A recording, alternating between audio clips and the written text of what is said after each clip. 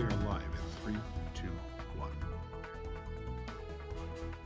Please dress differently, behave differently, look differently, and then you won't get beat up again. A bill calling for the end of LGBTQ conversion therapy in Utah has been killed in the House. I'm dying, and he was gurgling. The former girlfriend of a man convicted of murdering 2 people testified against him yesterday. Today, courts decide whether there is enough evidence to take him to trial.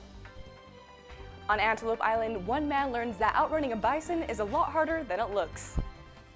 Welcome to Newsline. It's Thursday, March 7th. I'm Maren Klein. And I'm Amy Hamilton. The conversion therapy bill died in the House of Representatives on Wednesday. Newsline reporter Taylor Osler has more on what happened to the bill. Taylor, what can you tell us about what led to its dying in the House? Well, Maren, the language of the bill was actually the biggest hiccup that stopped it from moving forward. I would have killed myself. I had so much self-hatred. So it's important that therapists have the opportunity to provide the kind of therapy that people need. Please dress differently, behave differently, look differently, and then you won't get beat up again. You won't be bullied at school or church. Emotionally charged testimonies were heard for Bill 399, the conversion therapy bill. Members of the community appeared at Capitol Hill to share their experiences with conversion therapy. Jody Hansen, a mother of an LGBTQ daughter, says conversion therapy was not helpful but hurtful to her daughter. Thinking I was giving my child what they wanted when I was really contributing to their pain and despair. Several others shared their traumatic experiences with conversion therapy. I would engage in other forms of therapy where I would have to act out physically and violently towards other men that represented culprits for why I turned out gay. But a handful of others showed up to testify in favor of the bill and what they say is the positive impact of conversion therapy. The school therapist at Howard R. Driggs helped me to understand that my body was not to blame. If therapy doesn't work for them, it's okay. But it worked for my husband and it worked for our marriage, and I want people to have that opportunity. Changes in the force substitute included not allowing physical harmful options like electroshock, but allowing other forms like talking to be part of conversion therapy. The bill passed with an 8-4 vote in committee before being killed in the full House. Representative Craig Hall, the sponsor of the original bill, was one of the 4 members to vote down the force substitute bill. Back to you. Thanks, Taylor. The Utah LGBTQ equality leader has resigned over changes to the bill banning conversion therapy.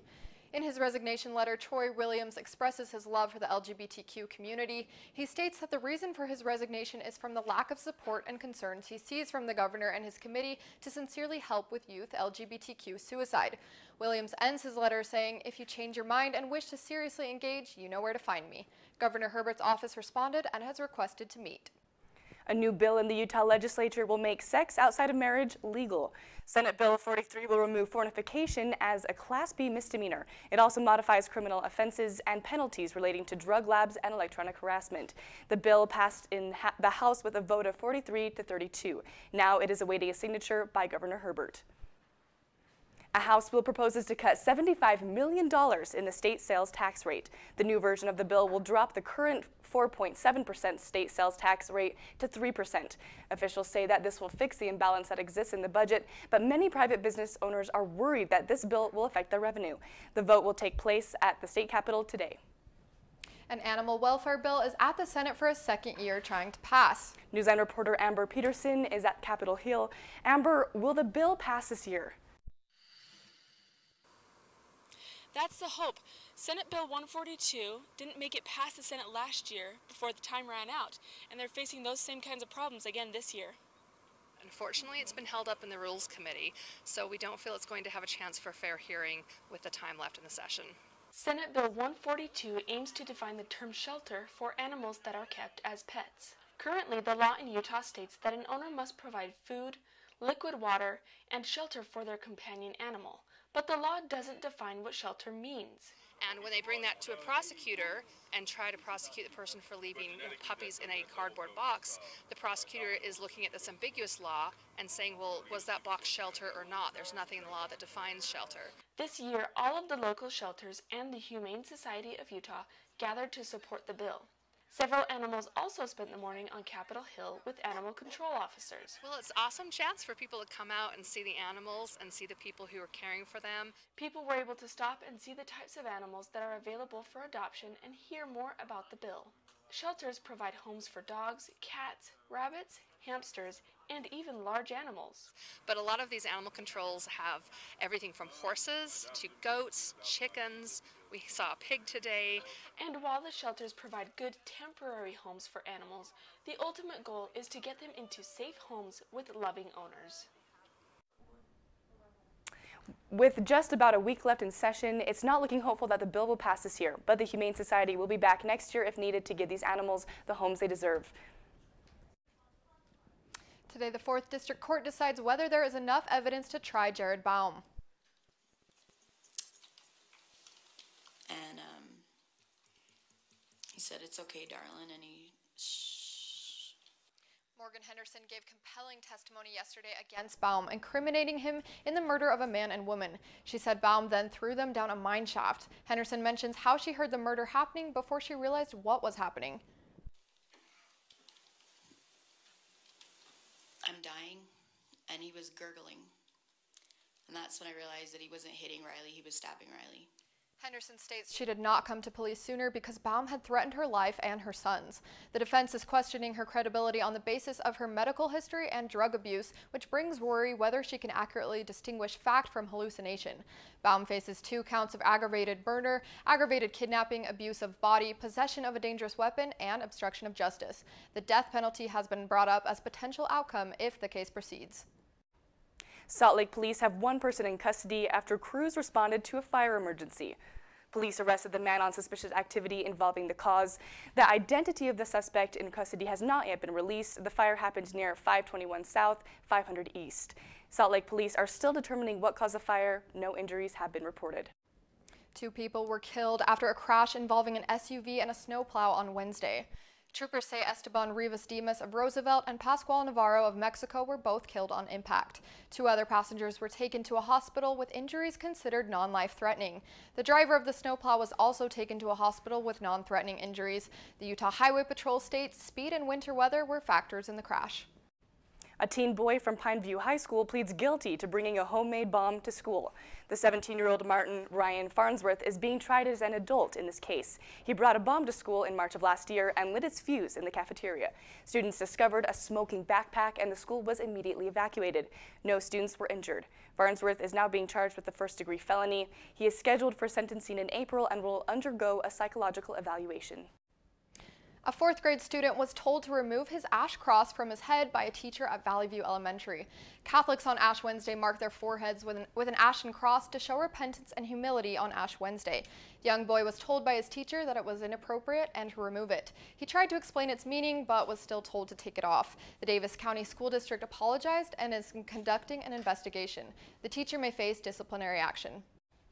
Utah painter John McNaughton puts a spotlight on immigration and the national emergency our nation is facing. McNaughton is known for captivating the public's attention through his politically charged paintings. In this painting of the immigration national emergency, President Trump is the focus, standing with his head down in a field near the U.S. border. McNaughton says this controversial rendering depicts his belief that Congress is not fulfilling constitutional duties that they took the oath of in office. A trail runner's close encounter with a bison was caught on camera. A little bit massive, and he's just right on the trail. Michael McKnight, an avid runner from Cache County, was on a 23-mile run when he came upon the bison. McKnight described the encounter as one of the scariest moments of his life. The bison was about 5 feet behind McKnight when he made a sudden turn, causing the bison to give up the chase. Antelope Island State Park advises visitors to stay at least 100 yards away if they come across bison on the island. Coming up, a girl saved her brother from their burning home. Jenny, we're on the way and we're coming as fast as we can, okay? We'll show you how the siblings escaped the house. The problems continue to mount for embattled singer R. Kelly. Why the singer is back behind bars. Keep the faith and we'll win. We'll get it done. Alex Trebek makes a shocking announcement to his fans, how the loved Jeopardy host is staying optimistic through hardship.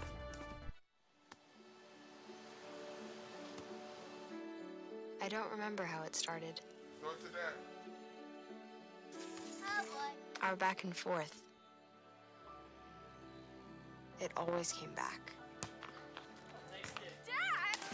You probably don't remember what you told me. That was perfect. But I heard every word.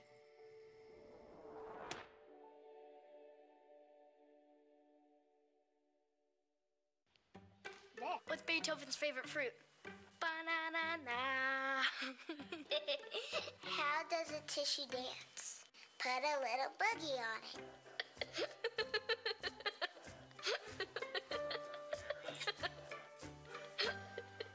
Hey, Bobo, do trees tell each other stories? I'm sorry. I'm afraid I don't know that. Hey, why don't we go find out? Listen.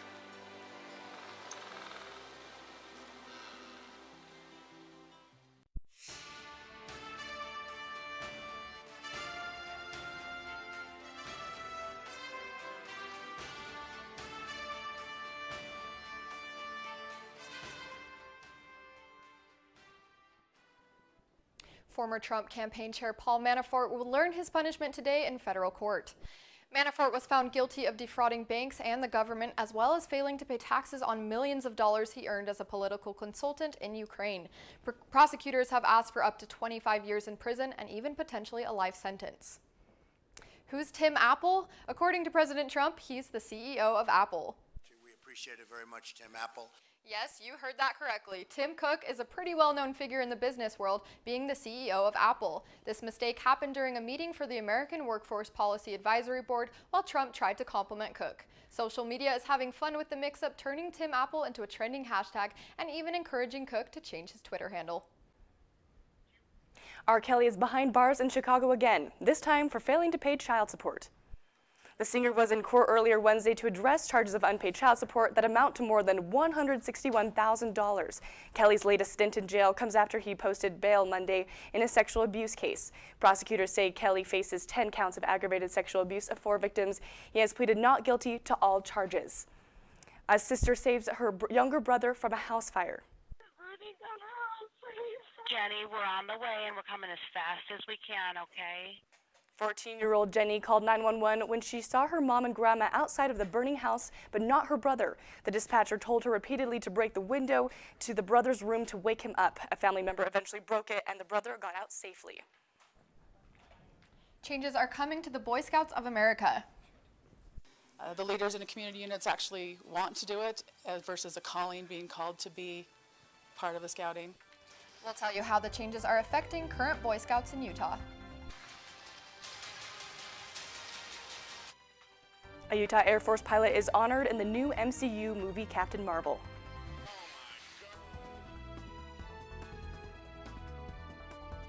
See on page 4 that the projections need to be earthquake next Thursday? Seriously? Thursday? Can't do that. This is really inconvenient. I have yoga that day. I have no time for this. So. I can't do Thursday, but I can do Friday. Disasters don't plan ahead. You can. Talk to your loved ones about how you're going to be ready in an emergency. Don't wait. Communicate.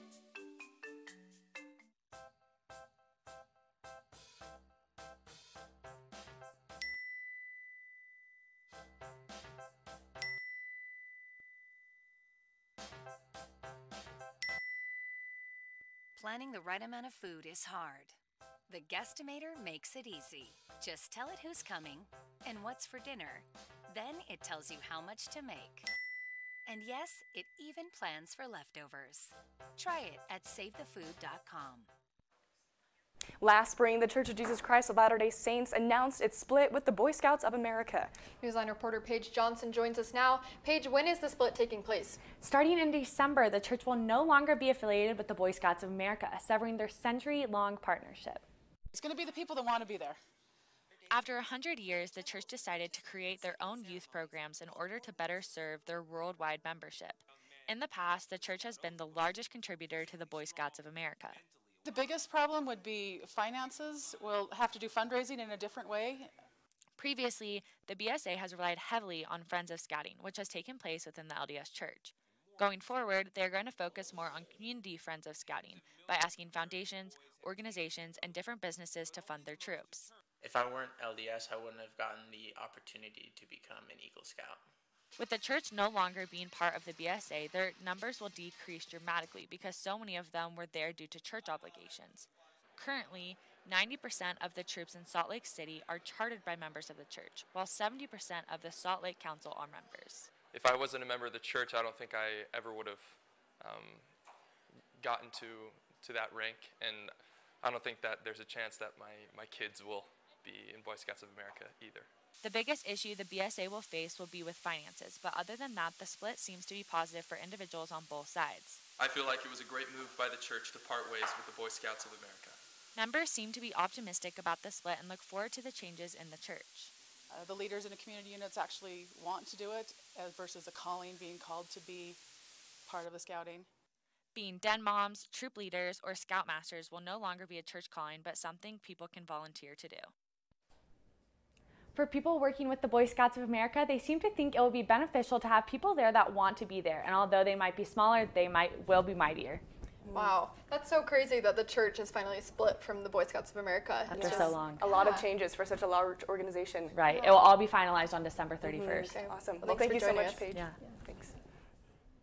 A Utah Air Force pilot is honored in the new MCU movie, Captain Marvel. We can't do this alone. At the end of the credits of Captain Marvel, there's a line that reads, "In memory of Major Stephen Cahoon Del Magno, Thunderbird 4. Del Magno died Thursday, April 3rd, 2018, when his F-16 fighting Falcon crashed in the Nevada test site and firing range near Las Vegas." Brie Larson, the star of Captain Marvel, thanked Del Magno in an Instagram tribute, saying, "You were a brilliant pilot and an even better person. Thank you for inspiring me to work harder and live fuller." Captain Marvel opens nationwide tomorrow.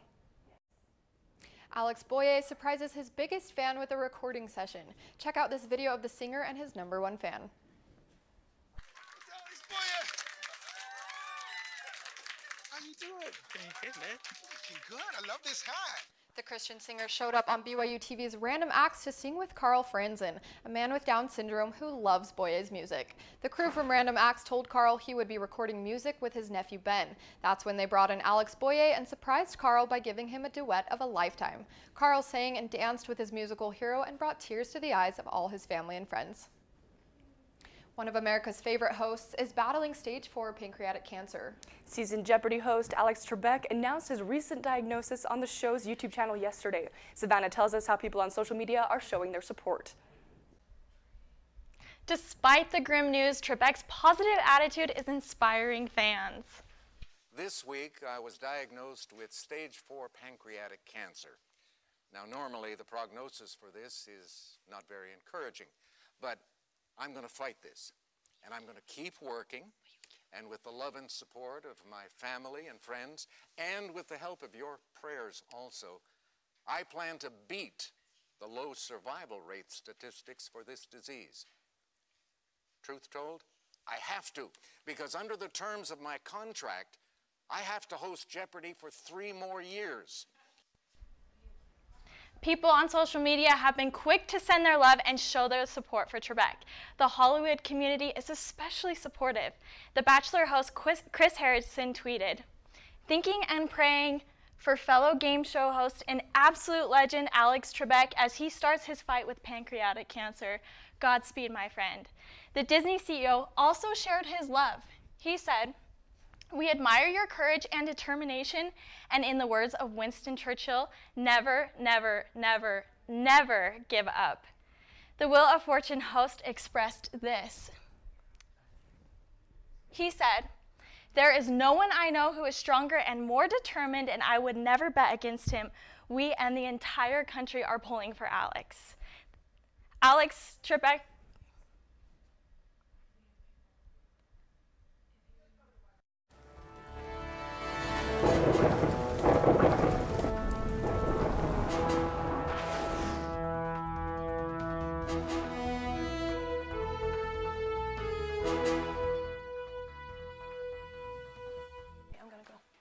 A creek in the Sonora area rose so high it flooded a restaurant and left some residents with a lot of clean-up work to do. Locals say storms came on after another. Some people in the area have lost power as a result of the flooding. As we can see here, there are a lot of water coming down the creek, and to see here, for Utah, we can see that the northern part of California, there's still rain coming in, and it will be raining for the entire weekend. But for Utah, we are seeing a little bit of rain, however, with some sunshine coming in for the most part of Utah. For the highs of the day, we will see that there's 53 degrees up in Salt Lake, 50 in Provo, 59 down in St. George, but Vernon is only getting 37 degrees. For the lows of the days, we are seeing 39 in Salt Lake, 38 in Provo, 43 down in St. George. For the 5 days forecast for southern Utah, we are seeing some clouds and sunshine throughout the weekend, but some rain on Monday, but then it's going to clear up for the rest of next week. For the northern part, we are seeing rain and snow tomorrow, especially snow up in the mountains. So for skiing, if you guys who are skiing and snowboarding, it's a great weather. But we will see some sunshine and some clouds this weekend and next week. Glad it looks like it's warming up. Yeah, it is. It really is. I can work with that. We're almost there. Almost spring. Woohoo! On our way. Hey, you know what? The sun is back shining on the Jazz, too, who got another win last night against New Orleans. The Jazz came up big, and we'll show you who came up big and who set a record for the Jazz in the win. Also, Manchester United advanced to the Champions League quarterfinal in a wild finish. What happened when we come back? Hey, Bobo, do trees tell each other stories? I'm sorry. I'm afraid I don't know that. Hey, why don't we go find out? Listen. Can birds draw pictures? I don't have an answer for that. Dad, do stars visit their friends? Look!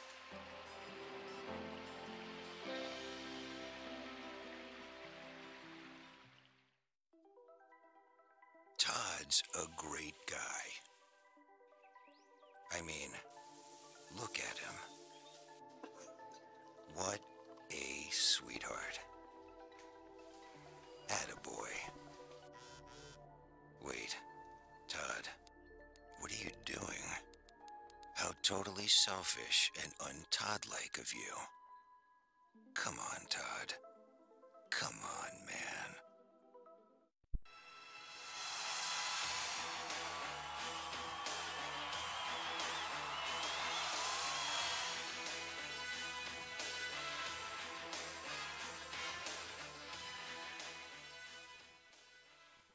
Coming off of Monday's tough loss at home, the Jazz took care of business against the Pelicans last night in a 114-104 win. Now got to match up. Donovan Mitchell, he'll take the three and get it. Donovan Mitchell finished with 22 points and 7 rebounds to help the Jazz bounce back from Monday's second-half collapse against New Orleans. Big men Derek Favors and Rudy Gobert dominated the Pelicans down low. Gobert finished with 22 points and 13 rebounds, while Favors led the Jazz in scoring with 25 points in the win. The Jazz now sit at 37-27 on the season, only 2 games back of the Thunder, Rockets, and Blazers, who are all tied for the 3 spot in the Western Conference standings. Utah will remain on the road to take on the Grizzlies in Memphis tomorrow night. That's one confident shooter. He lost a handle, and Donovan's going to race it to the rim for a little showtime. Donovan Mitchell became the fastest Jazz player to score 3,000 points after scoring 22 in last night's game against the Pelicans. Mitchell set the new Jazz record by reaching the mark in only 139 games, 11 games less than the previous record holder Darrell Griffith, who did it in 150 games. Mitchell is leading the Jazz in scoring this season, averaging over 23 points per game. Gets it to James. LeBron takes it to the rim and finishes with the left, and he's fouled. The legend of LeBron continues. He moves past his idol, MJ, for 4th on the all-time scoring list. LeBron James made history last night, passing Michael Jordan and moving into 4th on the all-time scoring list. The King, who still trails Kobe, Karl Malone, and Kareem on the list, would need to keep scoring at least 20 points per game for at least 4 more years to take over the number 1 spot. James finished with 31 points last night, but it wasn't enough as the Lakers lost to Denver. Manchester United shocked PSG in the round of 16 to advance to the Champions League quarterfinals last night. A VAR awarded penalty right at the end. Up steps Rashford and fires it in. Man U was awarded this game-deciding penalty kick in the 90th minute of last night's match after a controversial handball was called on PSG. The win sends Manchester United into the quarterfinals and marks the first time a team has ever come back from a 2-0 home deficit in Champions League history. The BYU baseball team is preparing for their first home series of the season this weekend. After winning their home opener against UVU on Tuesday, the Cougars will remain at home this weekend with 4 games against Milwaukee. The Cougars have won 6 of their last 7 games and sit at 8-3 on the season heading into this weekend's series. BYU and Milwaukee will play 1 game tonight, 2 tomorrow, and 1 Saturday morning. Tonight's game will begin at 6 p.m. and can be watched live online at thew.tv. We'll be right back.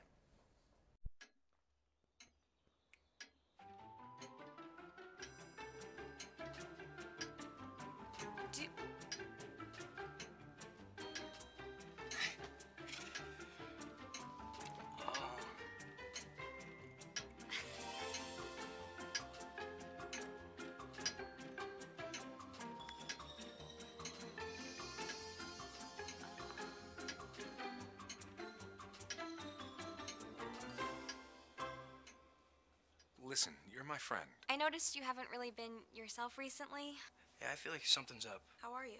Are you okay? Is there anything you want to talk about? I just want to know how you're feeling.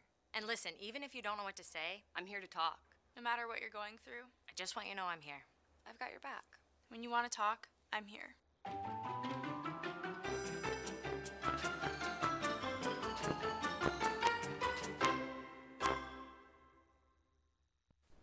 When you think of cute pets, chances are longhorn bulls aren't the first animals that come to mind. But a bull in Texas is bucking that perception with a viral video that's absolutely adorable. It shows the bull playing with a yoga ball until it pops. His reaction is priceless. He becomes a distraught, gentle giant dejected over his deflated toy. The animal sanctuary's owner got it all on camera. It has upwards of 100,000 views, and the views are still climbing.